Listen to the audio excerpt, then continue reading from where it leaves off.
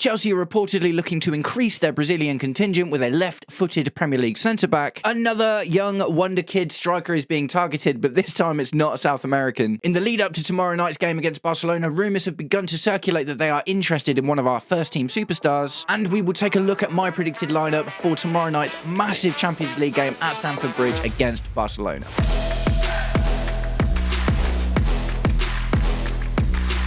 Welcome, Blue Believers, to another episode of the Stamford Sync, where we are syncing up with everything Chelsea FC. Today, that means a little bit of transfer news, and we are going to take a little look at tomorrow night's game against Barcelona. But guys, before we get into it, if you're enjoying the content and would like to see more, please do me the distinct honour of liking and sharing the video, subscribe to the channel, or just roast me in the comments, whatever gets you through your day. Right, so the centre-back, the Brazilian centre-back, it is Murillo of Nottingham Forest. So, interesting one, right? Because Murillo was one of the players we were very tenuously linked with when Levi Colwill got his injury, and it makes sense for lots and lots of reasons. Left-footed, 23 years old, fits the profile, good centre-back, man. And what's interesting is Nottingham Forest are having a pretty turgid season, I think it's fair to say. Things may be about to turn around with Sean Dyche at their helm, and I really hope they do, because I'm actually a big Sean Dyche fan. But despite their difficulties, Murillo has still actually been playing really well. Over the course of all of their games, he's got a 7.02 rating on SofaScore, and he bagged himself a 9.0 rating via SofaScore for the game against Liverpool the other day. So, Murillo, hot property. Interesting thing about that is, because Nottingham Forest aren't doing so well, maybe he's a little bit more affordable than he might have been had they have still been challenging for Champions League spots like they were last season, right? So I like Murillo, man. I like Murillo. I think Murillo's got a lot of really good qualities. He's a good ball-playing defender. He's aggressive, a little bit of the dark arts. He's got a lot about him, man. He's really, really got a lot about him. And now, January, I'm not sure. So the touted amount of money so far that I've seen is 50 million euros. Supposedly Arsenal are interested in him as well, right? And what Arsenal don't need, I guess maybe they do, because everyone needs good centre-backs, but they've got loads of centre-backs. Let us have one. We really, really need one. I don't know if January is the right time. For me, this is a big buy. This isn't just someone who comes in to steady the ship, or, we talked about Antonio Rudiger recently. I think he's a player that I would love to see coming in January, because it makes sense, and when Levi Colwill comes back, it's not going to cause problems and that kind of thing. But I really, really like Murillo. Murillo is an upgrade on Badiashile, and arguably, in some aspects, definitely an upgrade on Levi Colwill as well. Levi Colwill was definitely a bit more of a masterful passer and is really, really important to the way Enzo Maresca likes to build up. But ultimately, someone like Murillo, who can play on that left-hand side, really, really interesting, man. Really, really interesting. And like I say, he's Brazilian as well. We've got a lot of Brazilian players now, and Portuguese-speaking players in general. And also, he's Premier League experience. So you would think that someone like Murillo could just come and slot into the team fairly easily without too much trouble. And 50 million euros, what's that, like 45 million pounds? Like, that's good, man. If you can actually get him for that kind of price, and that's a really good buy. So I'd love to know what you guys think about this one in the comments. It seems, at the moment, it's all just rumours, but today, they are talking about Arsenal and Chelsea being interested in him. And you can imagine he's potentially got one eye on the exit door in Nottingham Forest at the moment as well, being that his stock doesn't seem to be dropping too much, but Nottingham Forest are definitely struggling. So that'd be a really interesting one. We'll move on to the next one now, and it is another 18-year-old striking superstar, this time from Marseille en France, and his name is Robinho Vaz. So Robinho Vaz, 18-year-old striker who has played in 12 league games for Marseille this season. In that time, he has bagged himself 4 goals and 2 assists, 2 of those goals coming in one game. Don't know, man. Don't know. It's one of them, innit? It's one of them. Every couple of weeks we get linked with like a new young superstar. This is kind of one of the issues with the Blue Coat era, isn't it? Is anyone that's in the news, and especially if they're young and doing well, it's like, oh, Chelsea are going to be linked to them. But apparently, according to the rumours, we have actually contacted his agent about a potential transfer. So this one maybe is a little bit more than just, look at this superstar young kid who's doing really well. Apparently, there might be something in it. I don't know, man. We've done this a few times before, haven't we? David Washington and David Datro Fofana. Do you know what I mean? These guys that we bought for reasonable amounts of money, and then they come in and they never get into the first team. And, is he just going to be, if we do even go in for him, is he just one of those players that we buy, we leave him on loan at Marseille for the next half a season and a half? He never makes it into the first team. We sell him and we make like 3 mil profit or something because he hasn't developed well enough. And then is the whole thing absolutely pointless? I don't know, man. I don't know. And don't get me wrong, looks like a good player. An 18-year-old scoring goals in Liga is nothing to be sniffed at all. Obviously, we're really happy with a lot of our players that are at Strasbourg doing the absolute same thing. You know, when they have good performances out there, we're not putting it down because it's not the Premier League. And he is 18, really, really young. So, you know, it's one of them, isn't it? It's one of them. Maybe he's a good player, maybe. But, you know, and I guess one of the big things is like, these players become so expensive so quickly now, don't they? So, you know, look at Esteval. We paid, like 60 mil for Esteval, and he was 17 years old, and that still looks like a bargain based on what we're getting from him at the moment. So if we go in and spend 20 mil on Robinho Vaz and he never makes the first team, it'll just move on and get forgotten about, won't it? But that is one of the hot topics of today's news. Like I say, it is largely about apparently we've made contact with his agent. I think Arsenal are particularly interested in him as well. So we'll have to see what happens with that one. But again, I'd like to know what you think in the comments. Do you think that we need more 18-year-old strikers in the squad right now? I mean, I think Mark Gu's doing pretty good, man. I would like to see Mark Gu get more game time. But this one does kind of smack of we buy him and leave him there for me. We'll have to see how that one evolves. So the Barcelona game is tomorrow night. But before we get into my predicted 11 for the match, supposedly Barcelona are showing interest in Pedro Neto. No, you can't have him. I love Pedro Neto, man. I think he's brilliant. There are definitely a few detractors because maybe he doesn't get enough goals and, you know, enough numbers for people to kind of consider him as one of our absolute untouchables. And that's fair enough. I wouldn't consider him an untouchable. But at the same time, he's got 4 goals this season, scoring in the Premier League in big moments when the likes of Esteval and Cole Palmer aren't on the pitch. And I think he's doing a really good job. I actually generally equate him to the old Willian, right? You know, Willian was exactly the same. He didn't score loads of goals, but he was really important to the team. I feel very similar about Pedro Neto. So supposedly, Barcelona's director Deco is a big fan of his compatriots because they are both Portuguese. They are looking for, supposedly, a versatile player that can play in lots of positions. So apparently I've done a little bit of looking around today about Barcelona's attack and why they might be interested in him. And despite having the likes of Rafinha, Lewandowski, Lamine Yamal, all of these really, really good players, and Marcus Rashford, obviously, there seems to be some sort of idea that Barcelona's attack is inconsistent. And Deco has supposedly identified Pedro Neto as someone that would be able to bring them all together a little bit more and be a bit more consistent. And obviously he does have the thing as well. We've seen him play on the left as well as the right, and he plays really well on both sides. Now, the money is probably going to be the stopping point, and I completely agree with this, to be honest. So we bought him, this is all in euros, because this is what the article was talking about. We paid like 50 mil in pounds, 60 million euros. The touted price that Chelsea would consider letting Pedro Neto go for is 80 million euros.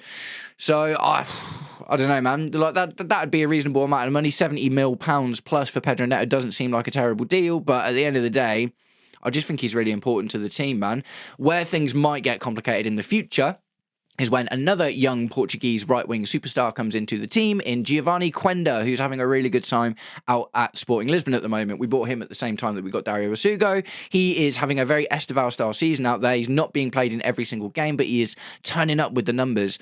He's doing a really good job, and he's coming into the squad at the end of the season. So having Esteval on the right and Pedro Neto on the right and Giovanni Quenda on the right, they're all going to want game time, and that could definitely get complicated unless we actually don't go in for a centre attacking midfielder and Esteval ends up spending more time in the middle. Either way, it's going to get complicated. So if there is a sacrificial lamb on the right wing when Giovanni Quenda comes in, if he's looking like he's going to turn out to be as good as Esteval is, then you could see Pedro Neto unfortunately being the one that, you know, kind of has to make way. And at the end of the day, he is playing really well, so we will get good money for him one way or the other. I think that would be a massive shame. He, you know, what he is one of the senior players in the squad at the moment. I think he's like 25 now. So you don't just lose the ability, you lose the experience, and you replace that potentially with another 18-year-old, which maybe isn't the best way to go about it. Ultimately, I don't think any of this stuff is going to happen soon, if it happens, but there will definitely be questions asked about our right wing situation at the end of the season. So whether it be Barcelona or not, if we do bring Giovanni Quenda in and him, Neto and Esteval are all battling it out for a right wing spot, someone's probably going to have to make way. And based on, I mean, Esteval's not going anywhere.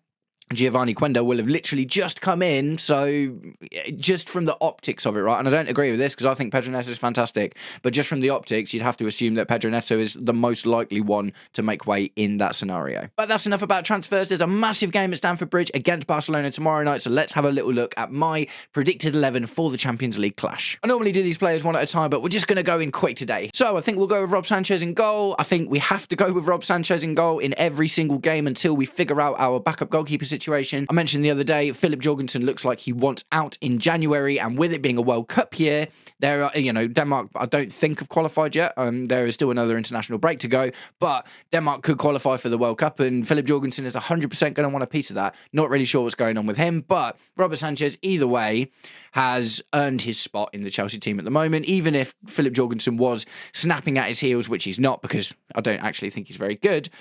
Robert Sanchez is playing really, really well. And there was one funny bozo moment in the Burnley game the other day where he kicked the ball straight in Enzo Fernandez's face, which just kind of tells you that focus maybe is still a tiny bit of an issue. But in general, Robert Sanchez has been really good, and I'd be happy to see him in the lineup for this game. Right back, I'm going to say Reece James. I think that seems obvious. We took him off at halftime in the Burnley game, which was a tactical substitution, but at the same time, it's one of those, isn't it? Like, it's good for Reece James to get the rest and be ready for the Barcelona game, and likely we're also going to want him for the Arsenal game that's coming up. So Captain Reece James makes the right back spot for me, which is probably really going to be the right centre back role, let's be completely honest. Centre back pairing, I would absolutely love to see a continued centre back pairing of Trevor Chalobah and Wesley Fofana.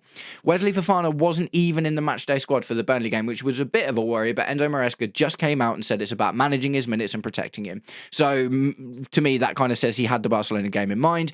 Tosin Adarabioyo played reasonably well against Burnley, mainly for his passing, but had a few suspect moments and dropped focus a few times as well.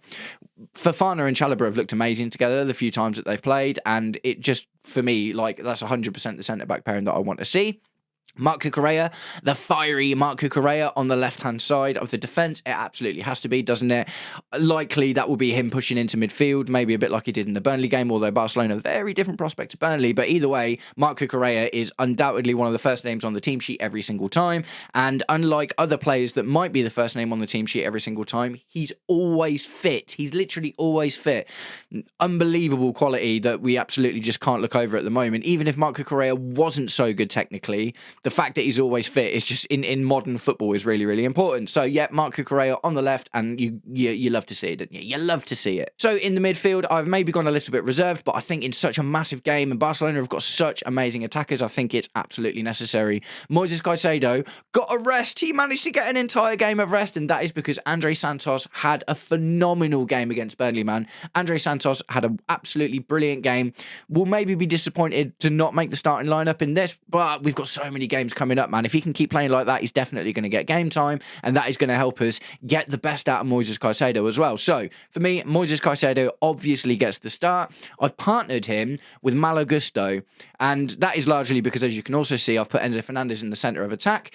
Maybe a lot of people might say Andre Santos deserves that start, and I wouldn't even disagree with you, to be completely honest, but at the same time, I think Malo Gusto has shown that he does a good job in midfield in general, and we've seen Maresca defer to this idea of playing either Reece James or Malo Gusto in midfield quite a lot. It's one of those, man. The energy and the running and the passing is really, really good at and is really, really important. What he's not very good at is final balls and scoring goals, although he did recently get 2 assists for France in the international break, so that's quite interesting. But yeah, for me, Malo Gusto gets the start, and like I said, Enzo Fernandez in the centre of attack.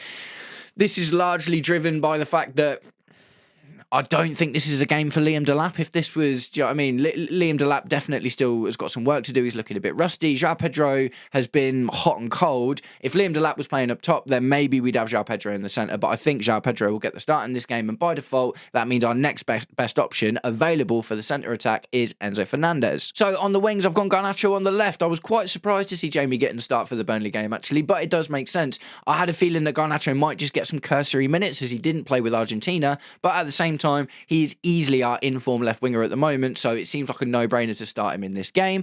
On the right, this was a tough one, man, because I could have put him in centre attack, I'm not sure. And Pedro Neto had a phenomenal game against Burnley, But I think Esteval Willian, I think this is his game. I've been saying this for a while. I really, really want to see Esteval start against Barcelona. I think it makes sense for him.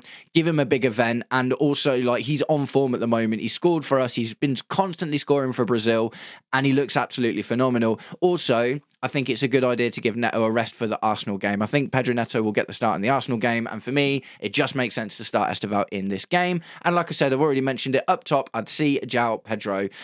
João Pedro looks better when Cole Palmer's on the pitch, which is one reason I'm really looking forward to him coming back, but also when Esteval is on the pitch, because Esteval can play lots of different positions and he can get into attacking sort of spots. He's a much more like versatile forward than Pedro Neto is. Pedro Neto is much more of a winger, whereas Esteval is kind of like a magic spark that just starts on the right wing and can kind of get anywhere. And the good thing about that for someone like João Pedro is he can drop deep and interchange, and you kind of get the best out of João Pedro when he's allowed to drop deep, but someone else is still taking up that position. And, you know, I've put Malagusto on the left-hand side of that midfield there, but at the end of the day, Malagusto might be everywhere and may well be able to funnel out to that right-hand side, which allows Esteval to kind of funnel into the middle, which will allow potentially João Pedro to drop deep, which, you know, could really just complicate the game for Barcelona, confuse their team, and they don't know what to expect. And ultimately, like I say, when we've seen the best out of João Pedro when there's been an Esteval or a Cole Palmer on the pitch.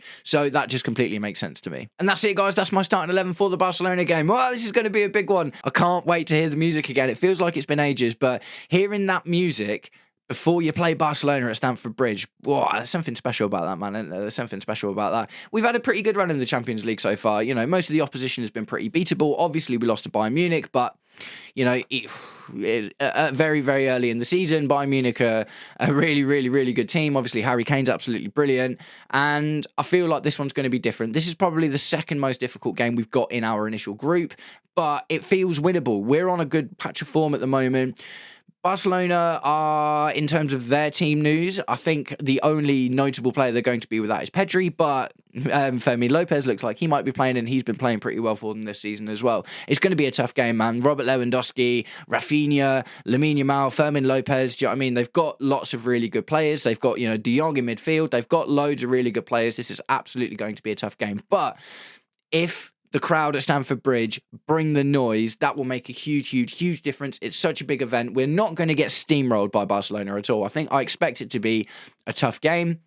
But Enzo Maresca has shown that he's, you know, but what Barcelona absolutely aren't going to do is come and put 10 men behind the ball. Do you know what I mean? We're not going to see a low block. There's going to be space for us to play. And vis-a-vis the PSG game, Enzo Maresca has shown that he's reasonably adaptable in that respect. So we could, you know, I expect it to be a tough game, but at the end of the day, I do think we can come out with a big result. So that's it, guys. I'm going to wrap it up there. Thank you very much for sticking around until the end of the video. If you did, I can't wait for tomorrow night, man. It's going to be absolutely wicked. I'm not doing any watch-alongs for it tomorrow, I don't think. I'll let you know if that changes. I may well be doing one for the Arsenal game, actually. I'm going to sort that out, and I will post it in my community notes posts thing and let you guys all know about that. So, yes, guys, again, thank you very much for sticking around to the end of the video. If you did, if you are chilling and you've got a tasty beverage and you want to sit and listen to more Stamford Sync, then I implore you to check out this video here, which is a video I released yesterday about Enzo Maresca and how he stacks up statistically against the last 7 managers we've had since we won the Premier League. It's a long video, but I think it's an interesting one, and I'd love you guys to go and check it out. I hope you're all having an absolutely wicked day, and I'll catch up with you very, very soon. Take it easy. Peace.